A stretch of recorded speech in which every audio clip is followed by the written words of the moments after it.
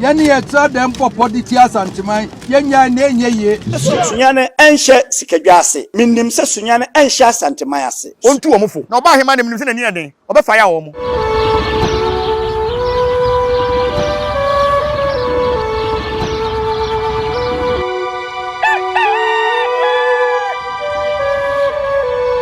Omanfo free ye mra 1978 men's boutique and traditional wear na every nananom ahemfo nananom ahema nananom achiame obi a wukodi hene anase akonfompo se woba 1978 men's boutique a eye kente nananom entoma yetutu eguso edeko eyie de eya agefro kente papa bi ediko dwabo ase ope ahenema ope frugu ope neche ope chachao anase ope abahema duku ade bobo wonsa entoma wo be fra kente papa bi a obetu aguso de a eye 1978 men's boutique a location no ewo edum ye ben Access Bank bomoden na bra na ene ye medidwa na wonu hu da betumi afre wo 0265188889 1978 men's boutique was say na nanuma fade de a aha ena obenya na moroso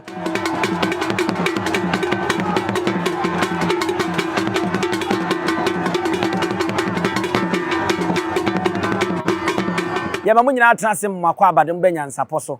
bomode na jesoma me bia ahwe efri bia se yesane no madwemba ekwan so ena ya trase se de munim ye noa eno ne asade abetrase ye nsoro na wanya adisuade afutusem de wunnim na ye bue so na ye de akyerew ama wahu eno nti bomode na tweben wa fidie se de watwe abe ne kache nua na nua nkanche nua yonko nkanche yonko se Nyansapo ga samfonyini ya trase ye mu nyina ena madwemba kwa so anananom ekekere pono no ye besane anase Nyansapo aso no ye besane no madwemba ekwa so hye no so fama me biem se ye ni TV bia so emprempra me mo ka se ye ni radio station bia so ye di dwumadie bia ti se obi di dwumadie bi wo TV bi so ana radio station bi so no se wo ye Nyansapo a ya na wo bisane mu yie wa ma adwen ankoye wo se yen ye Nyansapo ena eni wudi nkomo ma me nkoma na akwaba na afei no yenko yanim nana minia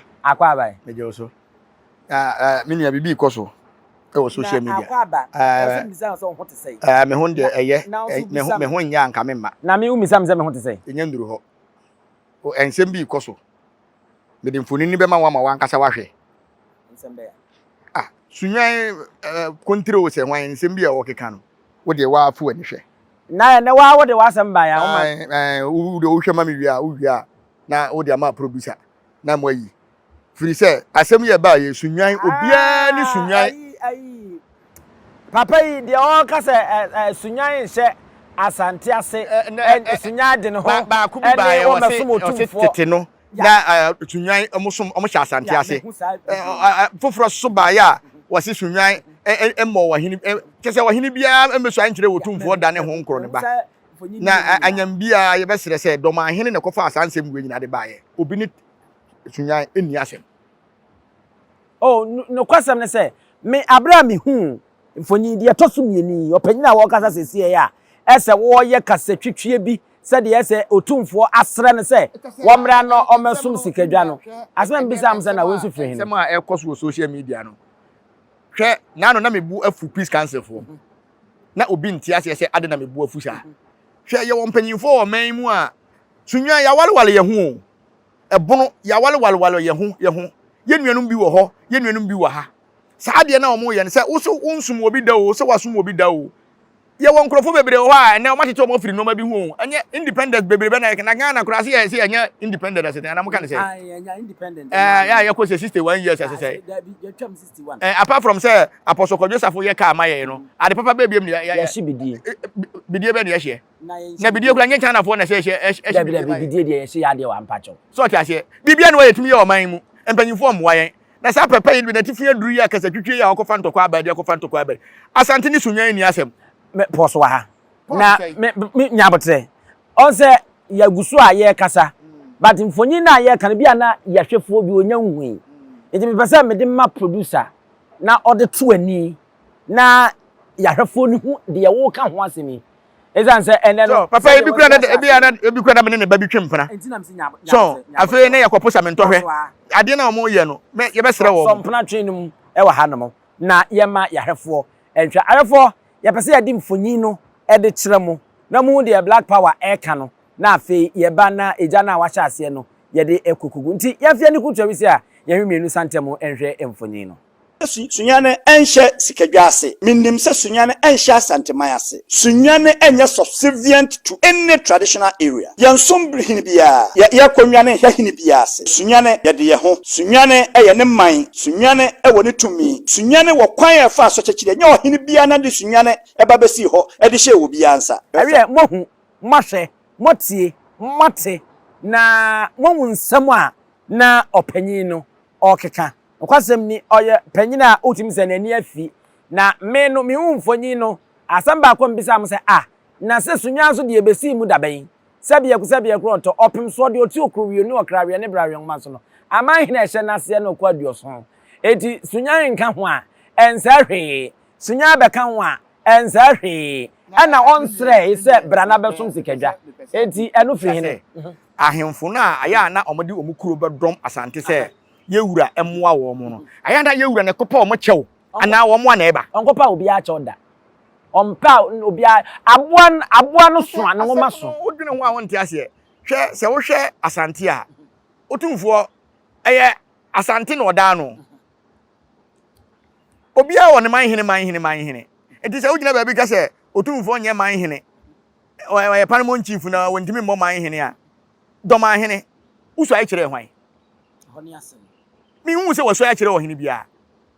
enso kantan cross nti ye se oye manhene enu nye obi asem wo ye manhene wo ye ma okuro otumfo so ye manhene a wo ye ma ne kuro ti se meme haw pa ha misisi ya de se ena meyi tire bi apie ena meye wei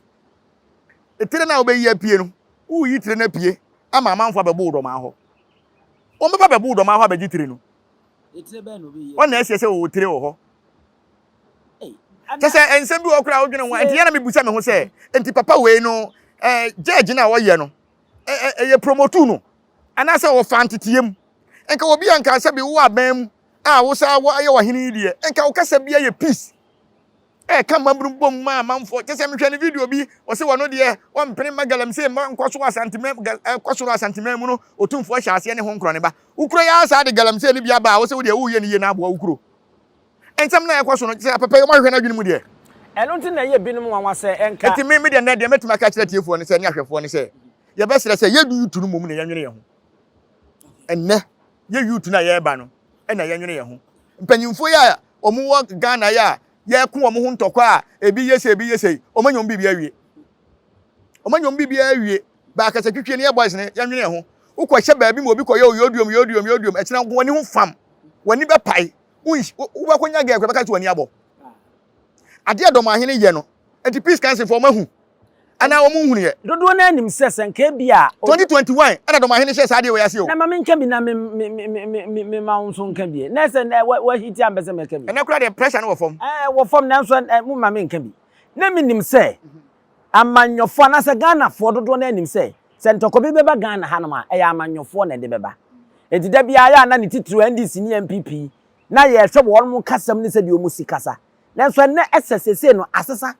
ama obi ehu ne se ntoko beba ha eya ahemfo na de ntoko beba a ne titru do mahene ene de animu ne nsam ene kasa twetwie ene se de da bia wo ka opeso de Asante ebe fremu enu nti na Sunyani se kontiro sa akomo ono so beka ho a ama ene no Ghana fo bi bisa se nanie na wo mo pra sundue e wo Ghana from the peace council no wo mo fine because bibi besi a enkrofo nkasa wo no kasa no se megidi ye pass opem so nso hyase so ono nso beke kansam bisa emwa opem so a aya na bebre na hunu se de bia mekoma papa no enye ko na mekoma papa no de tie ne se ye obi wo ho a oye boko ba wo se nipa hyase hunu se ensuo hia mfa nipa o ensuo so taapo nkyirani a oje wo ade a yahemfo no ye no papa no onsoso so ena obi anton asase emfa hu sika nkoma yewura obi amfa sika bi mra galamse ya omo ye ya aban mu mpanyimfo bi adada ahemfo no bi atwi makwafo mo ho omatu galamse na yese tu omo ama omo de omo akonya da so kura mo aban mu o ba mo ahemfo ya ye tu mu anyam bia no so omo obi amanyoni bi dada na kotu galamse na ye tu wi a ni fie no omo betena obi ana hwe ahemfo no bi boni omu di for galamse hu ntin obi asi dan won kran because omi se de betu ye tu no be kon kran na ye bodu aso a ba bia wo fa kuro ni sika de kotena ye bodu aso e ye bodu ya no so wu ana ye wura watu wo se ko onhia wo hwe kuro no so be bodu ya because wa ha kuro no so wa ha kuro no on se mle bi ba na yasi bechem kwanta baye enti ne bechem ni ba akore ko wale a eye bibia wo ho obi duru on pese obeto bibia wo because ye dikre kuro ni nyina se omo ya bayifo eso bekom ni ya sofofo ni empanyimfo bi na ye sa ade no egu kuro bi hu ani mase ese wo ne se ade a saa ahemfia hyase a omo ye no ebetimi de wo hawaba e de hawaba enye se betimi de hawaba me se ye baye kakra enu wan yi a enne se bunu ni ba akwa ware santini ba awade ja ye bebeba awalija because who ko kasem ni tia doma ni a be ma no a se be ma na ye doma ni a na so ba na ye santini a on pene se kasete ni kurum we so pene se kasete ni kurum e de ntokwa beba okay na nim se doma hene ni nyina achiri ko ware santini enti ye musa se ne yire ni waja na enti se odo ni ho a e de na ko ware santini se ka bunu ni betuma ware bunu ni na msa santini moja wo mu ntino ware santini ba enti se nne no wo fa no kra na na sabi wo ni nim de wo soro no osuma Asante o so ai kira Asante o si mre bi aba on suma o tu fo me pa wo chew o si ko ba bi afedi asem bi edi se ko na office wo pa yen fa manhia ensi wo na won fa ne dom meko no metwa Asante hiniti won fa manhia nya na himfie ebi na himfie ne nyefe Debi we de we onso ho kra sa da na de akokwaso no de na wo kire hwe ni video bi kura na wasase otumfo sori anu de convoy di nanim se president na president ni otumfo ho ne wani munyam wani ne wotumi da be na otumfo akoso kope bosia da otumfo de convoy du en so eye ne ya na convoy mi kura mi tu mi register convoy obotomo obotomo ze mi ti ai mi ba wo ha nei se me pese aposifo be setan e na di manim a eno nza me ko center police se me wo se nti papa yi wo ye mranimfo a wo kan wo ye so se ye bia unim mi die domahin mum die komo MP po yusu convoy domahin mum die mi Asante hene mi ana me na no but me won se ese eyaw die o se ba bia Asante yaw die o se we kire se ba bia Asante yini ese wa ma ne ho so to bo yaw ye kasa yaw a mentine ma bia se yaw odi yaw sesen otan me na so obi otan ni nwa bia baifo na me kire wo mu se yaw die ni se ese ba bia otumfo akwakoduru no onza ofren wo se wo mu nyina ya aman hene eti wo ba bia otumfo ese de ye nyina ya aman hene na de ese ba bia wa pagya wo de na akwakoduru wa hene na onza ase obobu wo man hene wo ni kuro mu hoi enu nso no so wo mfa ma wo o ko pe ne ba bi nso so a enyam na obi a pese kuro ni obi asiesie ni kuro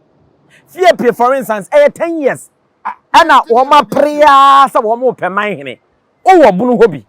wo mo de ba mu mfi wo mo ene wo mo se ene wo mo hu kwan papa o be fa so mbeba no wo mo ba nso ne ya de be mo so no so ngawo e me de mesere me ewura wo de be hwe Asante kura na wo mo a doma hena amwa wo mo no onfa mwa wo mo Asante ye pe fini saa omwa kuro na asebe he me hwe ne video bi okọ America ekoka se bang na omo si ye no omo de bua wo mo ni bie so enti me hunu se me twen doma hena so no so nkọ no nkọ ka saa asem ni mpumpuntu omla ho minim ba bi obakọ no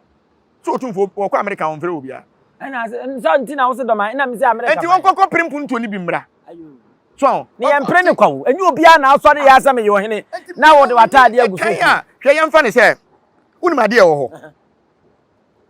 sa afiwe ntokwa na doma hene sha 2021 no eye entokwa dada bi o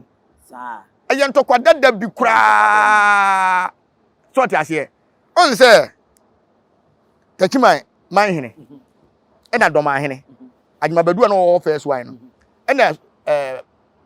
nkranza man hene ena yewura o se tutu 1956 asem na make yo na sa krofo fowe the fight si ani bia na nya asem ketwa kura na wonim se entokwa ne ba ya tachiman ye be kobono no o te se nkranza ko bi debi e dentre wan ko bi nkranza yo tumfo piesie enti fight no nanka nkranza ko support ya ka be 3 against 1 satam o ze 2 pence ena nkranza be dwon ne papa ena ko ye tutu se no se tachima man hene de bia meka se papa no mekoso abu no mekoso abu na se de ebu ewura ya entokwa ne bae on se obae na on se won kan ho hwe atwam ko sa ankonwa fo no a no mo te so no mo kon ntokwa no ene nka bomu aba ene nimdi aba nyansa aba obi epempuntunjuma manikuro enti sa udom ahene no wo ano beka sese dia ade na won fa nkwa brochi mem enko primpumtuo na won fa mabua ukuro no se Asante ni so nsiesie ni kuro no betana kankan ma enyu wasem ye pe ade sa na udom ahene se wo so beda techem kura na o pe ade se ho nsem bia beba se wo ye gay wakofam wo bitu ne ho nkuro ne banyina wa nka hwe ade na wa meka se wo nye gay enti en fa kosuan se onsem ne bodua wa nka hwe wa mfa snap nso a nkire obia na wo hena wotimi gina dwem Jadanias woni sesere ku yepe woni bosom ne yepe wo so hena ye dey otena dwem Jadanias ono wa na yepe woni be bosom ba ku yepe ono Jadanias no mo we bosom we a ono ba kan nsemu no ko na ba bi anti no kura pa chese wadane bosom an kwatena ne bosom ho no nya ne bosom adwuma na wo ba wiase wo ho hena wotema no msa wo badwem amaka mla capture ne da we da so ti akonwa so era minim se social media no sa hemfo no mo wobono ho no o musura agema badu o untimi hu wo hene gbanom nsa wa dwem unim se time no mo kwa yene ayoma mana nkobi no ehu ya no de be wi nsa no o wi nyina no de koku fra me kai brekum nya brekum ayi ayi na wan nkobi no obabu no bemba ne kamera be capture ne nsa nyina e wo social media wo hene nom nsa wo dwem o si mutu no do manfo no yada no na to mo yada wa ade na won so hwe boys na ne youth na boa no na won kan nyansa se mo moa wo mo na won nyam puntunyuma na wo hene wo atemdide no mo de yada na na se den enka Asante anu ya o ne se ka atemdide a ka Asante anu ya esusu nyanu nyina na youth no ani abre from puntunyuma o on se NDC na MPP o mo ho kire wo mo first no obi ni marketu a president eje obi ni marketu a MPJ assembly man mpo no se akatua bam na omo yire mpo ya se atua o maka enti hwan na nkoto aba ne ntua o yire ka ise me ye konfo yi ni afre me yire konfo ba no okombosom bai okay and then social media ne de ntise kane no bibia na mesre Sunyani Manhemaa ba ye boaboa ye hu ontu omfo because ma me ne minim se ne hu ni asem bia so hwe me kai se Sunyani o se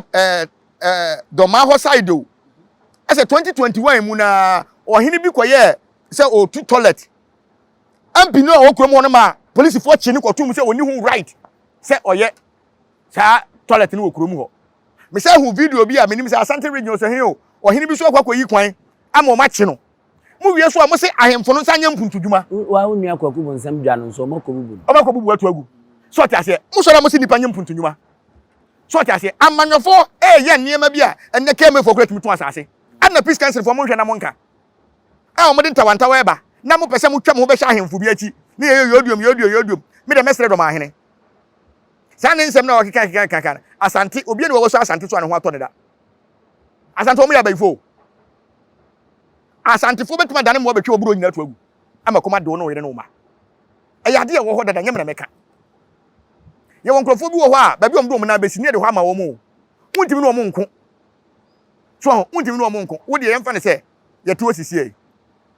o yiri na me se me no be pere ho a ye pere ho akosi sen because awa abam ewa abusuam se me se me na me yire no no hwan ye bedi biama no eye wo ne ye be kan ma wo because obi enim se wo no akwaje oba na fere busua ho enti wo na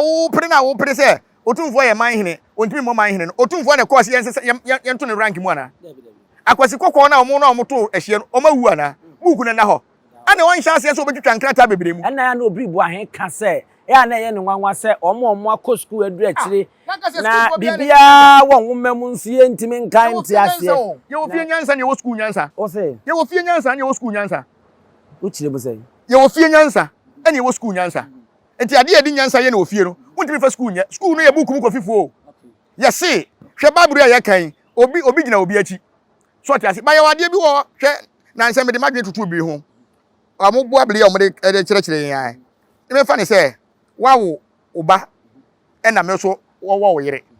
ena wachi wo e wo dem ho ena o mame ensa dada ba kum ana wache wo wo no dem wakoto atwene nkora ne dem wo se nkora ne hwe na wo na anka wo mo